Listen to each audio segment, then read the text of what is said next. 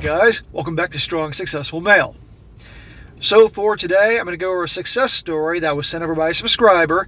And this guy, he's going to share his story about how out of nowhere, after his 9th wedding anniversary, his wife pretty much told him, hey, I want to call it quits, it's over.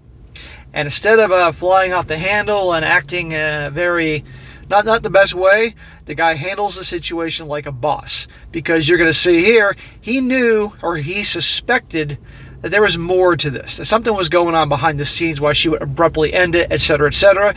And as you're going to see, guys, he was absolutely right.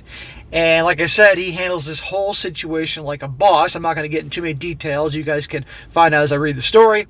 But ultimately, he comes out on top. He comes out really making out, I want to say making out like a bandit, but let me tell you, considering how divorce is nowadays, he comes out on top. And now, years later, he's doing great. He's happy with his life, all that. And this is a great story to show you guys that if you are in an unhappy marriage and you have tried and tried to make it work and reconciling and all that, and it's just simply not working, you're unhappy, she's unhappy, you can get through it, you can make it to the other side and have a happy life. Okay, you might have to go through some shit in the beginning, as any guy that's been divorced knows, but you can get through it. Okay, and have a good life and learn a hell of a lot. But you got to handle yourself. You got to be cool. You got to be calm. And you got to consult the right lawyer. Listen to your lawyer and be smart about it. Not flying off the handle and giving into your emotions. So I'm going to go through his story, guys, and at the very end, after I'm done his story, I'm going to share some other my opinions on some things. You know how to handle things based on what I've observed over the last couple of years in the stories I've read. Also, as things in my own personal life, things I've known guys have been divorced, all that. Some pieces of advice to help you guys if you are in a bad situation, you're looking for a way out. Okay, so it starts off, he says, greetings, SSM. And he begins here with a quote. He says, the quote is, divorce turns a marriage into a business transaction, according to money guru David Ramsey. Divorce from an unfaithful spouse is a business transaction in which you must prevail. Once you come to terms with the fact that your marriage is over, set all emotion aside. Recruit a winning team, develop a plan, and execute that plan like clockwork and without emotion. Notice I keep focusing on emotion. Take the emotion out of the equation. I know that's hard, but try to keep your calm, keep your cool. Use your head. In my case, I got 100% of the house, 100% of my business, the furniture, except for a few pieces, my car, 100% of my 401k, and half of the cash/savings. She got her car, a few pieces of furniture, her 401k, a few knickknacks, half the cash/savings, and no alimony. That sounds like a pretty good deal for me, all things considered in today's world. So, what happened? Let me tell you. After our 9th wedding anniversary, my former spouse announced out of the blue that she did not want to be married anymore. I immediately smelled a rat, and he says in parentheses, her male coworker, and after capturing screenshots from her phone of them setting up dates while she was in the shower, I confronted them in a parking lot. And he said, long story. She was so enraged after being busted in the parking lot that she left the house and never came back. Good. Step 1 complete. So how stupid is that? You hear these stories, guys, how these people, the cheater, whether it's a man or a woman, I'm going to be fair here, it goes both ways, leaves all the evidence on their phone of their conversations and pictures, sometimes videos. I mean, that book, that phone is just all the secrets of the world. And of that person is right there on their phone. Their pictures, their Google browsing history, social media, that conversations. It's unbelievable. And people leave it open like an open book just to be discovered. He says, I try to reconcile, but at the same time I consult an attorney who advised I take half the money out of the account immediately before she could take 100% out. Very smart. Very smart. Guys, I've said this before and I'll say it again. Listen to your lawyer. Okay? Listen to your lawyer. I have lots of friends that are lawyers, friends and acquaintances, and you wouldn't believe the stories they tell me how their clients just don't listen to them, and they completely screw themselves. You got to listen to them, listen to their expertise and their experience, okay? Just want to point that out here. I also hired a private investigator with our money, so she paid for half of the PI that I ultimately busted her. Step 2 complete. After my final attempt to reconcile was refused, I asked her to just be honest and come clean if she was having an affair. She lied and said that she wasn't. Finally, the PI hit pay dirt, pictures my wife, and he says, no divorce had been drawn up or filed yet. On a date, holding hands with his overweight, goofy-looking coworker, 12 years her senior. I could have freaked out, I could have confronted them at their job and caused a scene, but I didn't do that. Read on to find out why. Well, I've obviously read this, guys, a couple times before I do these things, and I could connect the dots real quick why it wasn't a good idea for him to cause a scene, even though no one would blame him for causing a scene. No one would blame him for, giving a good left hook to the guy that's boning his wife. No one could blame him at all. But that would not help him in the end. And you got to be logical about it. You got to be smart, guys. He says, I acted immediately. He wrote immediately in giant letters. I retained the attorney that I had previously consulted, who told me that if I got them fired, I would have to pay my unemployed soon-to-be former spouse alimony. Ding, ding, ding. This is why you listen to your lawyer. Yeah, if they got fired, she got fired, now you got to pay. It's not worth it.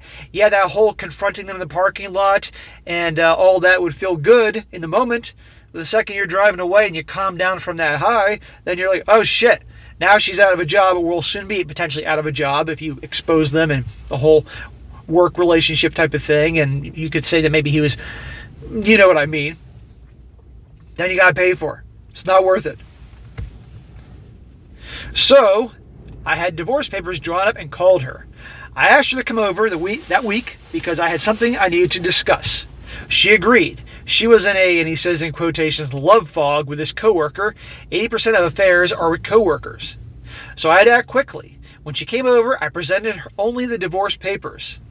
He says, you want a divorce and I want you to be happy, was my rehearsed line. All that remained was for her to tell me that she wanted what she wanted in the house. She had moved in with her mother after the affair as the affair was a big secret from all her coworkers, so she couldn't just move in with the loser.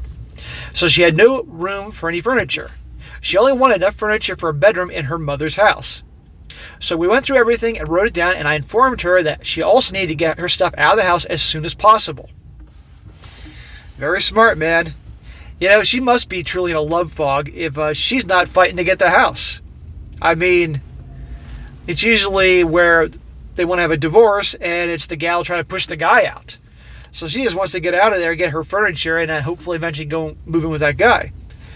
So, and obviously, she's not consulting an attorney. Meanwhile, this guy is. She left and went back to her affair partner's house, as the GPS data collected by the PI would later reflect. She asked for minor changes to the document, things like her name would go back to her maiden name, and he says in parentheses, like I would stand for this ungrateful garden tool to continue using my family name. A date was set to sign the paperwork. She continued to pretend to not be having an affair, lied to her family, telling everyone that the decision to divorce was mutual, and a date was set to sign the papers, commenced to step 3, endgame. So she's lying to everybody. Well, this is going to come back to haunt her. And again, he doesn't describe the relationship he has with the in-laws. But, and I'm sure there's part of him that would love to tell them, if he has a good relationship with them, it's not me that screwed this up. But he's playing it cool. Notice, guys, he's constantly calm and playing it cool. No emotions, just like he said in the beginning. And I know more than ever, guys are now being programmed from childhood, thanks to you-know-what, to be in touch with their emotions and feelings and express themselves, This is why you got more emotional guys now than ever. The gals are less emotional than the guys nowadays, the young ones. That's a problem. Anyhow, he says, we met on the appointed day and time. Strangely, we both wore a blue button-down and gray pants. We had been friends. We had shared many great times together. We had loved one another, but it was over now. She said we could still be friends, but what I did next made it clear I had no interest in being friends with a liar who screws around while married to me. We can be friends. It's amazing, that line, or when people break up and they're like, "Oh, we're always going to be friends," or blah blah blah. You always hear that with the Hollywood couples. You ever notice that? "Oh, we're the best of friends," and blah blah blah blah. What a load of crap. And she's saying this the whole time while she's hooking up with this other guy. Or I say hooking up, having a full-blown affair. We both signed the documents that my lawyer had drawn up, and he says in parentheses, a terrific female lawyer who made it clear she does not want to be friends. Again, listen to your lawyer. And let me tell you guys, a lot of the stories I've done, a lot of that you guys have sent me, some of the best lawyers I've heard, the divorce lawyers for the guy, have turned out to be female attorneys, because they know darn well what she really means when she says things, what she really means, or the crap, sadly, that the gals are capable of, or what you should anticipate and all that. They get it. So it's best to use their expertise and experience. Just want to point that out. Immediately after she signed the papers, I gave her the package. What is the package, you ask? An 8.5 by 11 envelope containing a blown-up screenshot of her text messages with her affair partner setting up the sushi date. Full color pictures of the two of them holding hands on a date while she was married to me, and pictures of her car parked in front of his house. A GPS history showing her repeatedly spending the night and spending entire weekends at his house. And he says in parentheses, while we were married. A detailed history of dates and times of every lie and every deception she employed that destroyed our marriage. Holy crap, you were certainly thorough, my man. Now I have a question I'm curious about how she was spending weekends at his house. Where were you? I'm assuming you were away on business, or maybe you were visiting family or something. And obviously there's no mention of children here, so thank God for that you don't have to have kids in the picture and who they live with and put them through all this. So thank God for that. But man, like I said, guys, in the beginning of this video, this guy's handling this situation like a boss. Look at all these details he has to present with her. He's got it made. Lastly, a final letter from me informing her that I know that she was having an affair. That I've known all along, and that when our business is concluded, divorce final, I had no desire to be friends or have any further contact with her. I immediately had the locks changed on the house, and when she came to pick up her stuff, her keys no longer worked. My brother was a valued advisor and was there to open the garage door and supervise the removal of her belongings. I have not seen or spoken to her since. Awesome. Why should you? And I'm sure after all that and her trying to get in with the locks being changed and that surprise amongst many other things, I'm sure she tried to reach out to you. She's dead to you. End of story. And it's all her fault. I don't know what was going on behind the scenes. I'm sure like a lot of these stories, blame would be assigned on you for something you didn't do or did do. I mean, good luck making them happy. But at the end of the day, she could have just ended it and walked away. But no, instead she had the affair. Meanwhile, the old cake and eat it too situation. Not cool. So I encourage you guys, if you're unhappy with your marriages, don't cheat. Even though it's tempting, even though that'll give you a temporary feel-good moment, end it. Walk away. It can be done. You're seeing it right here. Is it going to hurt? Yes. Is it going to be stressful? You bet your ass. Is it going to be costly in the beginning?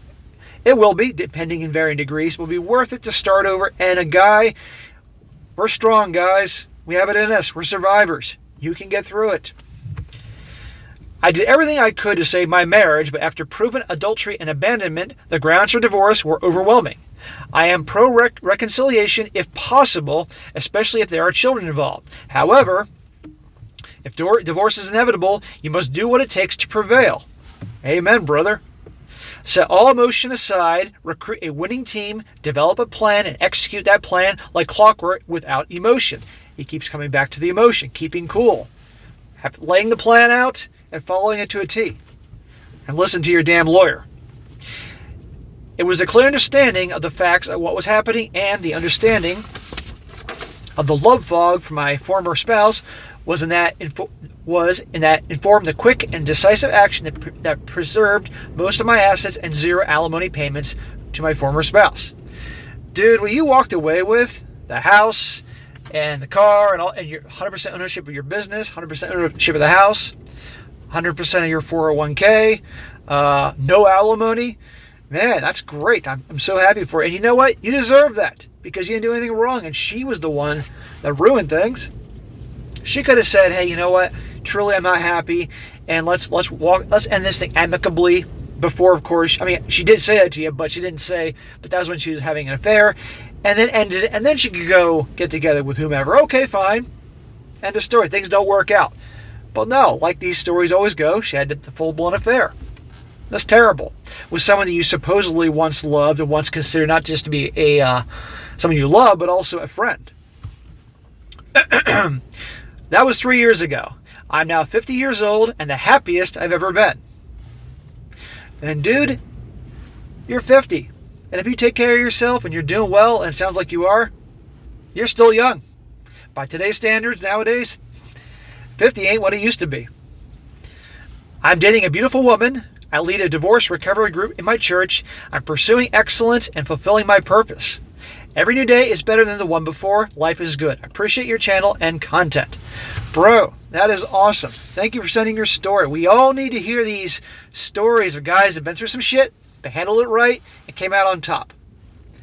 I'm going to just say, 50 years old, keep doing what you're doing. You said you're chasing excellence, pursuing excellence, focusing on your purpose.